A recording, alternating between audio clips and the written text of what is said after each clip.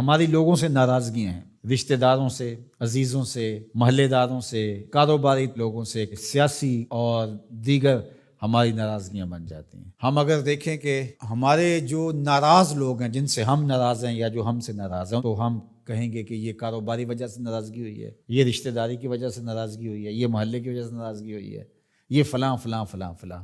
اب ڈھونڈے ہماری اللہ کے لیے ناراضگی کتنے لوگوں سے ہوئی ہے، تو شاید ہمیں بہت کم لوگ ملیں۔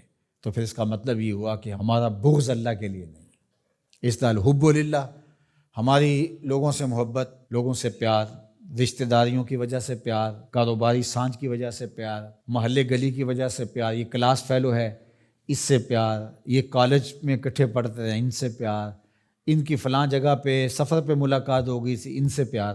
جب ہم شادی بیٹے کی بیٹی کی کرتے ہیں تو کارڈ لکھنے بیٹھتے ہیں تو یہ رشتہ داروں کے لکھ رہے ہیں، ان سے تعلق کس وجہ سے ہے؟ رشتہ داری کی وجہ سے۔ یہ گلی کے لوگوں کا لکھ لو، یہ کاروباری سرکل ہے، یہ میرے کلاس فیلوز ہیں، یہ لڑکے کے کلاس فیلوز ہیں، یہ لڑکے کے بھائی کے کلاس فیلوز ہیں، یہ ہمارے سیاسی رابطے ہیں۔ ان کارڈوں کو لکھتے ہوئے کبھی ہم نے یہ دیکھا کہ اللہ کے لیے کتنے لکھ رہے ہیں، اس کے رسول کے لیے کتنے لکھ رہے ہیں؟ اگر ہم یہ دیکھیں تو پھر ہمیں مبارک ہو، اور اگر ایسا کوئی بھی نہیں، ہماری دوستیوں کے سبب اور ہوتے ہیں، اور ہم کہتے ہیں ایمان کا مزہ نہیں آیا، ایمان کا سرور نہیں آیا، کہتے ہیں جتنا گڑ ڈالو گے اتنا ہی میٹھا ہوگا، تو تم نے گڑ ہی نہیں ڈالا تو اس پھیکے سے کیا مٹھاس آئے گی؟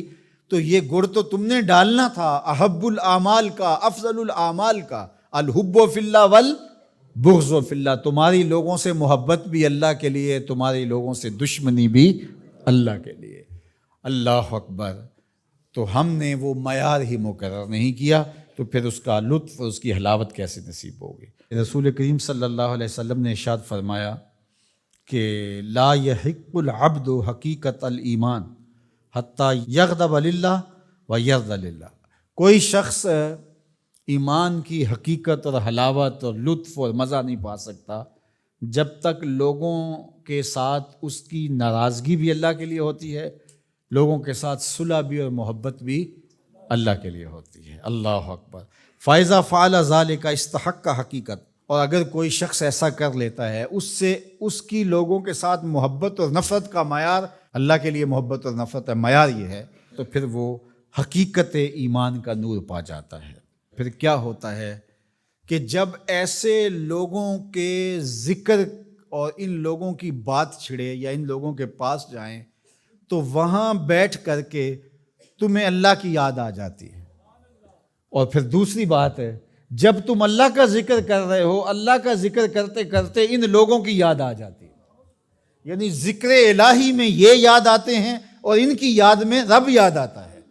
اللہ اکبر۔ یعنی پھر یہ اللہ کے ذکر سے الگ نہیں ہوتے، تم یاد رب کو کر رہے ہوتے ہو تو رب کے یہ دوست بھی ساتھ یاد آ جاتے ہیں، اور اگر تم ان کو یاد کر رہے ہو تو ان کو یاد کرتے کرتے رب یاد آ جاتا ہے، کیونکہ تمہاری ان سے محبت ہی اللہ کے لیے ہے۔